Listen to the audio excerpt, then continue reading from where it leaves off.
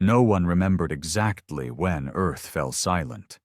One moment we were screaming, protesting, begging the stars for mercy, and the next, the transmissions stopped. The alien empires shrugged it off like a minor inconvenience, a spark snuffed out in the void. After all, Earth was a backwater, a primitive world they had barely bothered to catalog. We weren't a threat. We weren't even interesting. In the grand councils of the stars, we were written off as a failure of natural selection. They didn't realize that silence wasn't surrender. Silence was strategy. It had started decades earlier. When the first ships of the Andari Syndicate cracked through Earth's atmosphere, they expected a people too weak to resist. They hit us hard, blasted cities into dust, enslaved millions, and stripped our oceans for their precious minerals. The survivors were herded into camps or left to rot in the ruins. The aliens thought that was the end of the story. But humans have a peculiar flaw. We don't break easily. Hidden deep underground, under mountains and ocean floors, in crumbling subway tunnels and forgotten bunkers, humanity built. We salvaged tech from the wrecks the Andari left behind. We dissected their machines, figured out their language, understood their weapons. We copied what we could, innovated what we couldn't, and quietly stitched it all together into something new, something terrifying. The galaxy moved on, forgetting us. The Andari fleet moved on to bigger targets, richer worlds. Only a skeletal force remained in orbit. A token garrison meant more to satisfy political requirements than anything else. Their arrogance insulated us. It gave us time. It gave us purpose. When the first of the Dreadnoughts broke free of the Greenland ice, it sent no warning, no proud broadcast, no declaration of independence. It rose from the ice like a leviathan, dark and silent, plates of alien alloy stitched together with human stubbornness. The garrison didn't even notice it until it was too late. When the Dreadnoughts' guns woke, they sang a song the stars hadn't heard in millennia. Pure, unfiltered rage. The orbital stations disintegrated under withering barrages of kinetic rounds and plasma lances. Their sleek Andari design crumpled like tin under the Dreadnoughts' fury. Their calls for backup were intercepted, jammed, silenced just as easily. Earth wasn't just surviving anymore. We were hunting. I remember standing on the cracked concrete of New Boston, watching the burning debris rain down from the sky. People cheered, their fists raised, tears cutting paths through the grime on their faces. It wasn't just vengeance, it was something deeper. A primal surge of hope, something we hadn't dared feel for generations. The first Dreadnought was called Vengeance. A name chosen not by some commander or general, we didn't have those anymore, but by a mechanic who had welded the last piece of its hull together. A name whispered in bunkers, painted in blood-red letters across its armored flanks. We didn't stop with one. Within weeks, 2 more rose from the jungles of the Amazon, stitched together by tribes who had once been thought lost to the world. Another clawed its way out of the crumbled ruins of old Shanghai. The Dreadnoughts weren't clean, polished, or pretty. They were brutal, they were monstrous, and they were ours. When the Andari realized what was happening, they panicked. They sent a distress signal out to the wider galaxy. They begged for reinforcements. But by the time the response fleets were marshaled, Earth was already bristling with steel and fury. The galaxy thought Earth was defenseless. They were wrong. We had been silent because we were preparing to scream. The message that Earth had risen spread through the stars like wildfire. At first, no one believed it. How could a broken, conquered world, a primitive species, strike back? The Council of Nine, the self-proclaimed arbiters of galactic order, dismissed the early reports as isolated insurgencies. Some local governors even laughed about it. They called us a minor annoyance, a feral infestation. They weren't laughing when Vengeance and her sisters, Defiance, Wrath, and Ashborn, punched through the Andari main fleet like a fist through glass. They came expecting a mop-up operation. Neatly coordinated formations of sleek cruisers, carriers the size of cities, even a few dreadnoughts of their own. Real ones, built with centuries of alien engineering. They thought numbers and technology would win the day.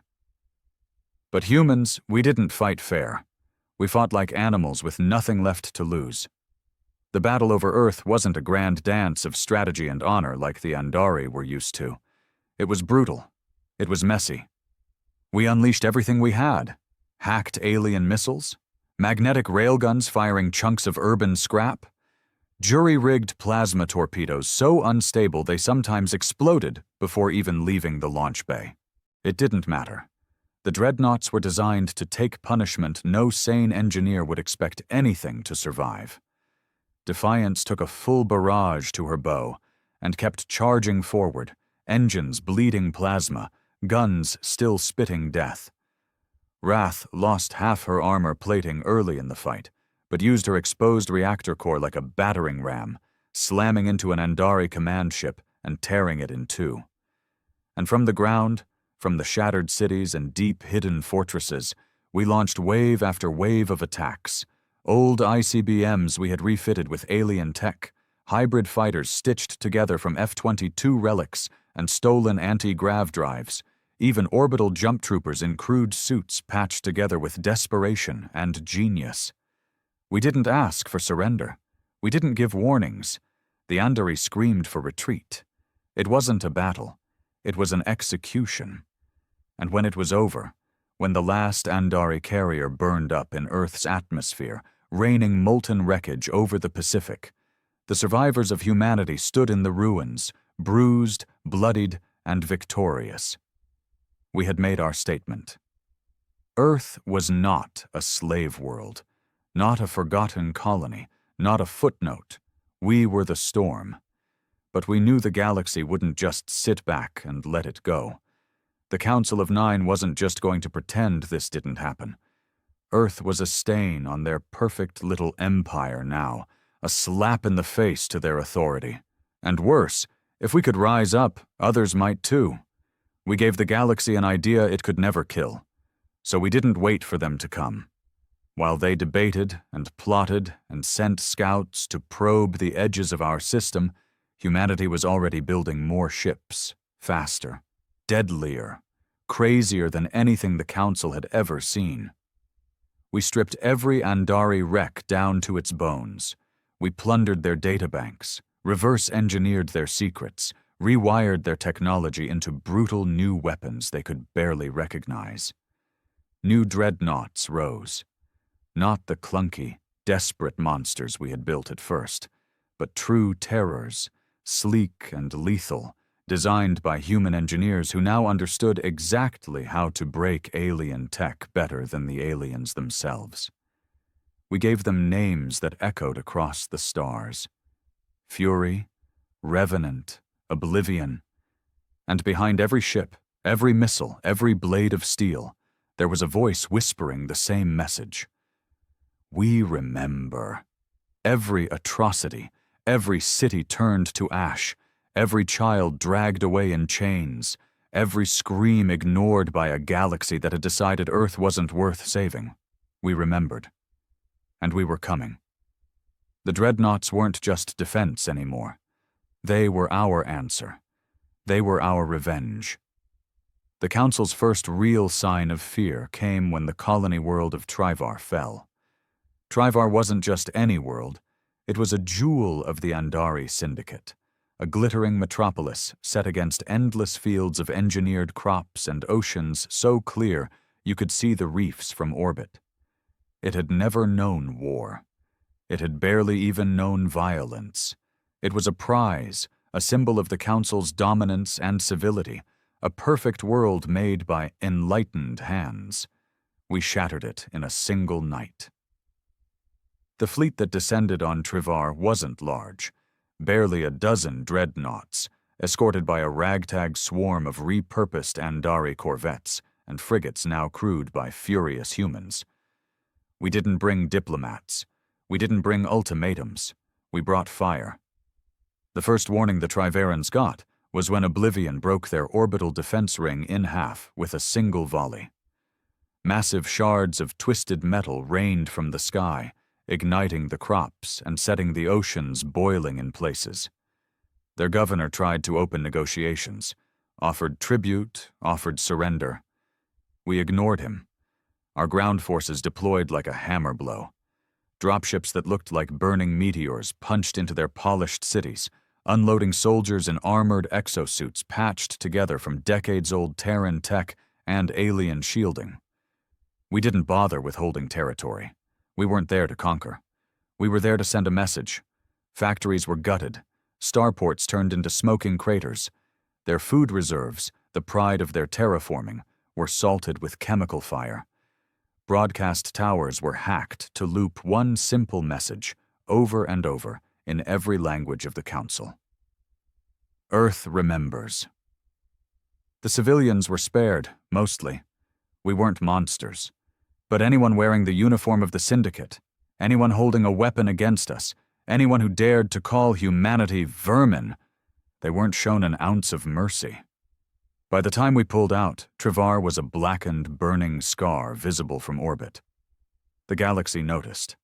Suddenly, Earth wasn't just a minor rebellion. We were a contagion. A ghost. A nightmare whispered in council halls and military briefings. Recruitment on Outer Rim worlds plummeted. Slaves in the mining colonies began rioting, screaming human war chants in languages the Council thought had been wiped out. Trade convoys rerouted, fleeing entire sectors where the human Dreadnoughts had last been spotted. The Council tried to retaliate, of course. They always do. They dispatched the 12th Expeditionary Force, an armada big enough to crush most systems without breaking a sweat. Veterans, war-hardened admirals, ships that could level continents. We didn't face them head-on. We led them into the Helix Nebula, where the magnetic storms fried sensors and ionized weapons. We baited them, harassed them, sliced apart their supply lines, dragged them deeper and deeper into the chaos. When the main fleet was helpless and blind, Vengeance and Ashborn hit them like wolves tearing into a wounded bull. In 3 days, the 12th Expeditionary Force ceased to exist. Their flagship, the Glory of Tyrix, was found adrift, its engines gutted, its bridge crew slaughtered by boarding parties who left only one thing behind: a flag. Earth's flag, stitched by hand, fluttering in the stale, recycled air of their command deck. The Council's facade cracked then. They stopped calling us a rebellion. They started calling us something worse, a blight on galactic order, a species without restraint. The humans, the monsters who burn worlds. Good. We wanted them scared, because fear, we had learned, was the only language they understood. And we were fluent now. The Council of Nine had built their empire on fear, on the belief that order could be maintained with enough force and enough examples made of those who defied them. Their history was written in blood, in the crushed bones of those who had dared to rise. They had seen rebellions before, tiny, desperate things that sparked and died within a generation. They had never faced something like us. By the time news of Trivar's fall reached the Council's inner worlds, panic was already setting in. Merchant guilds demanded extra military escorts at triple the cost.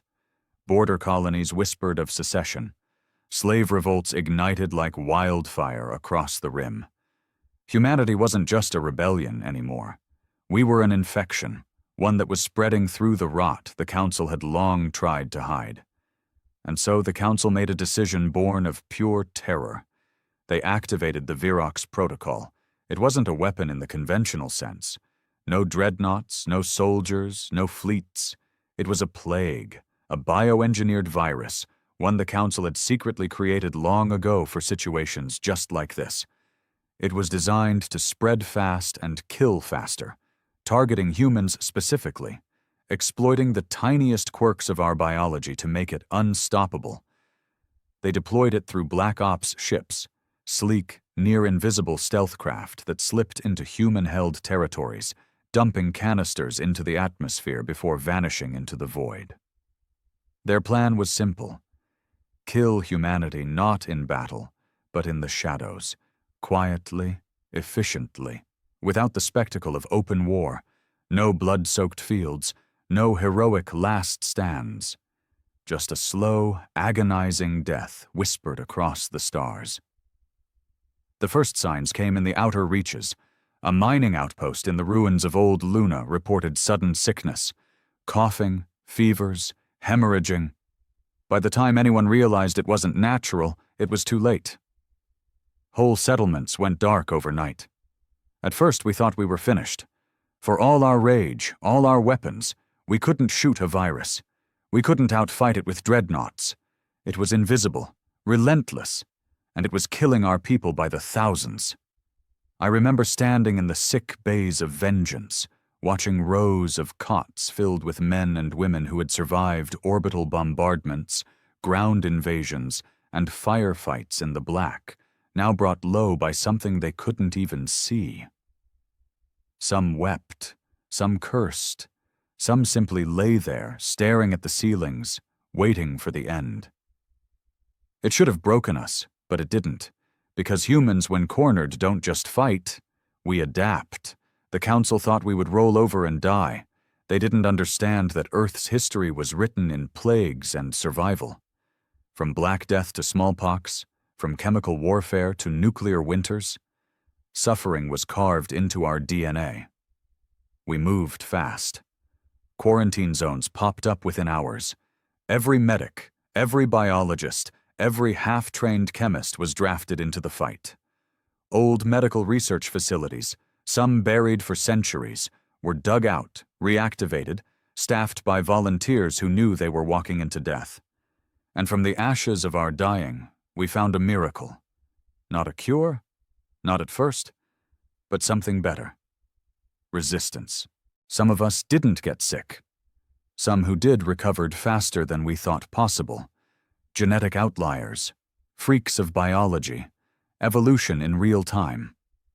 We harvested blood samples, sequenced DNA with hacked alien tech, and within weeks, our scientists had spliced together a vaccine.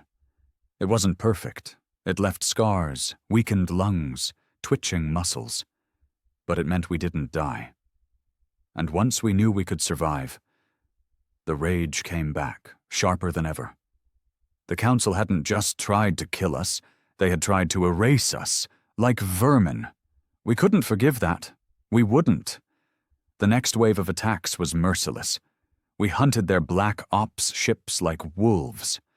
We tracked down every Virox deployment vessel and ripped them apart with a vengeance that terrified even our own allies.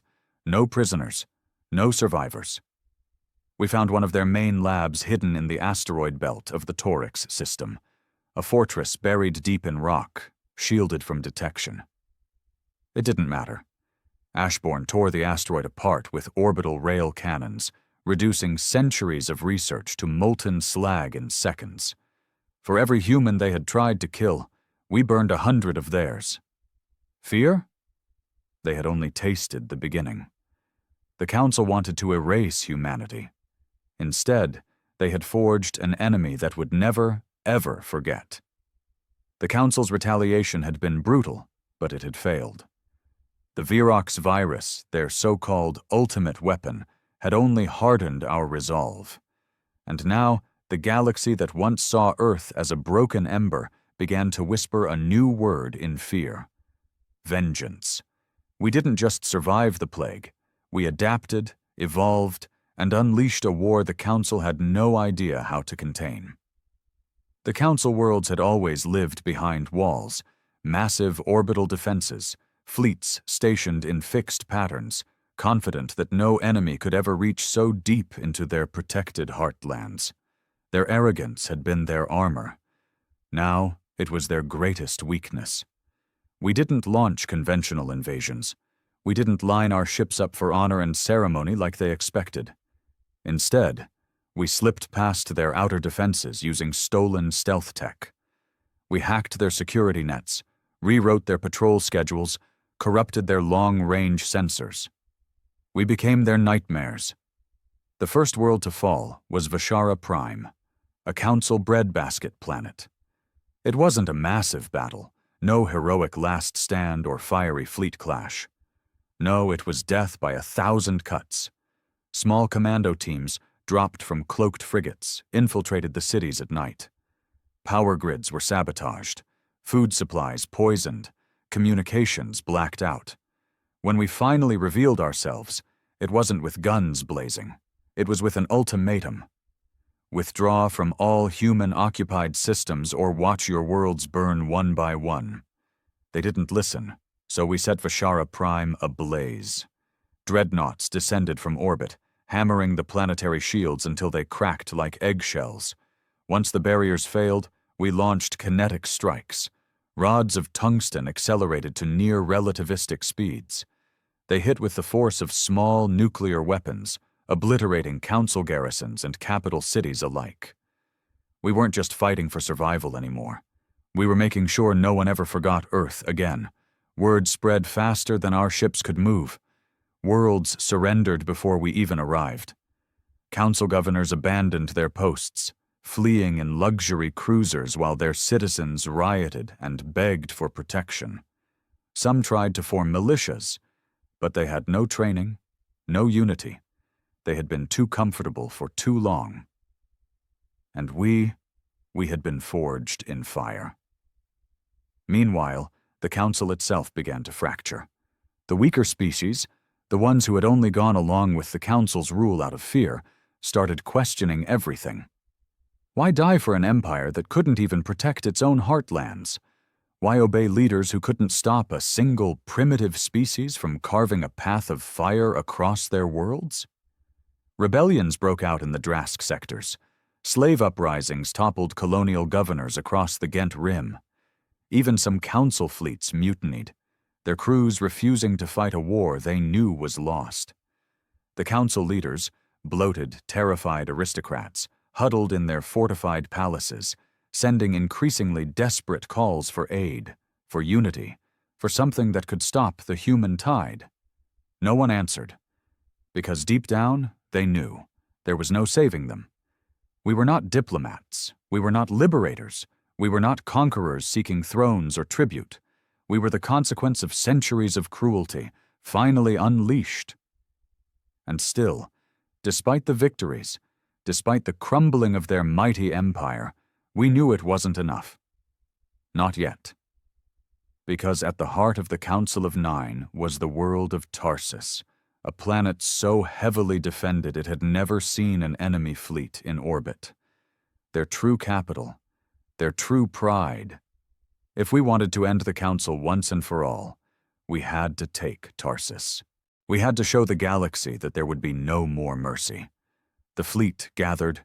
Vengeance, defiance, wrath, Ashborn, fury, oblivion, and a dozen more dreadnoughts forged from blood, rage, and genius. Around them swarmed an armada of salvaged, cobbled-together warships, crewed by survivors, by warriors, by humans who had nothing left to lose. We didn't broadcast a warning. We didn't offer surrender. We just set course. And as we sailed into the black, engines burning like angry stars, every ship carried the same message etched into their hulls. Earth remembers. Tarsus awaited. And so did our final reckoning. The final march to Tarsus wasn't silent. Across every human ship, from the towering dreadnoughts to the battered frigates still pockmarked with old battle scars, music blared through the corridors.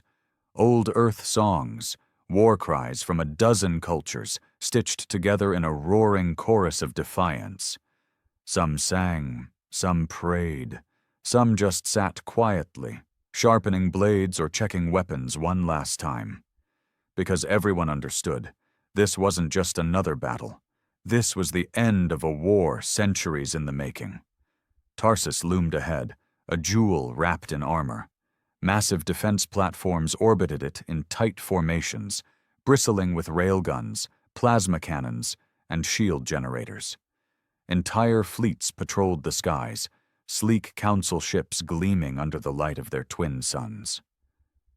Automated mines floated in thick belts around every possible approach vector.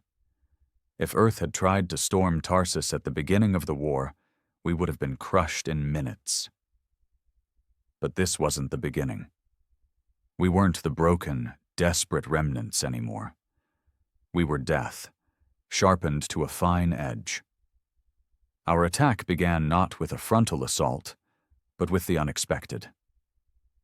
In the weeks before the final approach, human infiltration teams had slipped into the outer layers of the Tarsus defense network. Some were dropped from stealth ships. Others disguised themselves as council maintenance crews, or slavers. Slowly, methodically, they infected the council's pristine systems with viruses of our own making, not biological this time, but digital ones. And when we arrived, when the first human dreadnoughts breached sensor range, the virus activated. Chaos erupted. Defense platforms turned their guns inward, misreading council ships as enemies. Shield grids flickered and collapsed. Patrol formations broke apart in confusion. Communications jammed under an avalanche of false signals. Half the Tarsus fleet didn't even realize they were under attack until plasma beams began shearing through their hulls. Oblivion led the first wave, her prow cutting through the wreckage like a blade. Kinetic slugs the size of buses slammed into crippled ships, turning them into spinning, molten wrecks. Boarding pods launched in thick volleys, slamming into station hulls and disgorging squads of armored human marines, brutal, relentless, and armed with weapons designed for close-quarters slaughter. Tarsus fought back, of course. The council admirals weren't fools. Even crippled, their fleets were monstrous.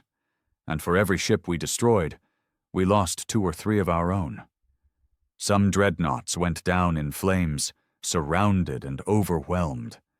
I watched Ashbourne, the dreadnought that had torn through the 12th Expeditionary Force, take a direct hit to her reactor and explode in a shockwave so bright it blinded half our fleet's sensors. We didn't slow down. We couldn't. The Council's flagship, the Pride of Tarsus, tried to rally a defense near the equator, where the shield network had been patched together at the last minute. It was a beautiful ship. Elegant, curved, plated in layers of silver and gold, a testament to everything the Council thought they were. Vengeance met it head-on. There were no speeches, no negotiations, just 2 titanic war machines tearing into each other with a ferocity that made the stars seem to tremble. We watched from every ship, every battered bridge, as vengeance rammed the Pride of Tarsus at full speed, smashing through its armor, gutting it from bow to stern. Explosions cascaded down its length. Escape pods fired blindly into space, some shredded by debris before they could clear the wreckage. And when vengeance drifted free, scarred and burning but still alive, a cheer went up that shook the fleet. Tarsus's skies fell silent. But we weren't done. Dropships poured toward the planet's surface. Human boots hit the ground in cities that had never known invasion. In the Council's great palaces, the senators and nobles who had ruled the galaxy cowered behind guards, praying that mercy still existed in a world they had taught only cruelty. It didn't. We weren't there to negotiate terms. We weren't there to sign treaties. We were there to end them, once and for all. The ground beneath Tarsus had never known the tread of enemy boots. For centuries, the Council's seat of power had stood untouchable, its marble towers and golden domes symbols of their dominion over the stars. Even in their darkest wars, no invader had ever reached their homeworld. It had been unthinkable. Until now. The dropships came like a storm, black shapes streaking through the atmosphere, dodging what little ground-to-air resistance remained. We didn't come in perfect military formations, the way the Council armies had trained for. We came in chaotic, furious waves, hitting every district, every fortress, every seat of power all at once, and the Council's elite security forces, dressed in their polished armor and armed with their precision rifles, were utterly overwhelmed. The first city we took was Solari Prime, a glittering metropolis of ivory towers and suspended gardens, home to some of the wealthiest families in the galaxy. Our landing pods smashed through their crystalline skyways, through rooftop gardens and lush estates. Soldiers in mismatched armor, some wearing the old flags of Earth's forgotten nations, some draped only in rags, tore through the streets with brutal efficiency. The Council guards fought bravely, but they were too slow, too cautious, too used to fighting enemies who feared them. We weren't afraid. We hunted them through their mansions and palaces, through streets paved with gold, through cathedrals built to glorify their benevolent rule. We fought with savage precision, driving them back street by street, building by building. And when the smoke cleared, the banners of Earth, stitched by hand, made of scavenged cloth and blood-stained canvas, flew from every tower. In the main plaza of Solari Prime, they tried one last stand. 1,000 Council guards rallied around the Senate Hall, the heart of their government. Their leaders, the ancient and decrepit Lords of the Nine, watched from the marble steps as their soldiers formed walls of shields, bracing for the human charge. It didn't save them. The assault was merciless. Our plasma throwers tore through their ranks. Railguns ripped holes through their armored lines. The sounds of screaming and gunfire echoed against the ancient stone for hours. And when it was done, when the last Council soldier lay broken in the blood-soaked square, we turned our eyes to the Senate Hall itself. The Lords of the Nine tried to parley. They sent out envoys under white flags, desperate and trembling, offering promises of peace, reparations, autonomy. They begged us to negotiate, to be reasonable, to show the mercy that defines civilized peoples. But we hadn't come for mercy. We had come for justice, and justice for Earth had no place for treaties. The lords were dragged from their thrones, stripped of their robes, and paraded before the survivors of humanity. Soldiers whose homes had been burned, whose families had been stolen, whose memories were etched with the scars of Council cruelty. No speeches were made, no verdicts announced. One by one, they were executed in the plaza where they had once decreed our suffering. The galaxy watched it unfold. We made sure of that. Every surviving Council communication line, every broadcasting network, every long-range relay was hacked. Billions across 1,000 worlds watched as the so-called gods of the galaxy were brought low by the species they had tried to erase. The message was clear. Earth remembers. After the executions, we didn't stay long. We weren't conquerors seeking to sit on the same thrones the Council had defiled. We weren't there to rule Tarsus. We had no interest in building a new empire on the bones of the old one. We came to burn the rot away. And once the rot was gone, we left the ashes to the stars. As we withdrew, fires raged across the Council cities. Statues toppled, vaults were opened, vaults filled with the treasures of 1,000 enslaved worlds. Some we took back, some we destroyed, some we left for others to reclaim. Because we knew the galaxy had changed forever. Tarsus was the final blow. But it wasn't just about revenge. It was about memory. Humanity would never be forgotten again. No longer the footnotes of galactic history. No longer the silent, broken species shivering in the shadows. We had carved our place in blood and steel, and no one would dare erase us now. The Council was dead, its empire shattered, and humanity, battered and scarred, stood alone beneath alien stars, free at last. In the weeks following the fall of Tarsus, the galaxy held its breath. The mighty Council of Nine, the rulers of 1,000 systems, the arbiters of law, the architects of centuries of oppression, was no more. Their palaces lay in ruins. Their fleets, once the pride of the stars, drifted as shattered wreckage. Their banners, once feared across the galaxies, were trampled underfoot and forgotten. And at the heart of it all stood humanity, bloodied, battered, and unbowed. We didn't immediately claim new territory. We didn't rush to carve out a new empire from the remains of the old. That wasn't why we had fought. We hadn't bled across 100 worlds just to become another council, another tyranny in different colors. We had fought for freedom. But we understood, even in our victory, that freedom was a fragile thing. The surviving council species, the ones that hadn't fought us, the ones who had either surrendered or sat the war out, approached cautiously. Emissaries, traitors, would-be diplomats flooded into human-occupied space, offering treaties, alliances, apologies. Some were genuine. Most were terrified. They all wanted the same thing: reassurance. They wanted humanity to tell them that the storm was over, that the monsters who had shattered the Council of Nine were content now, that we would not turn our wrath on them next.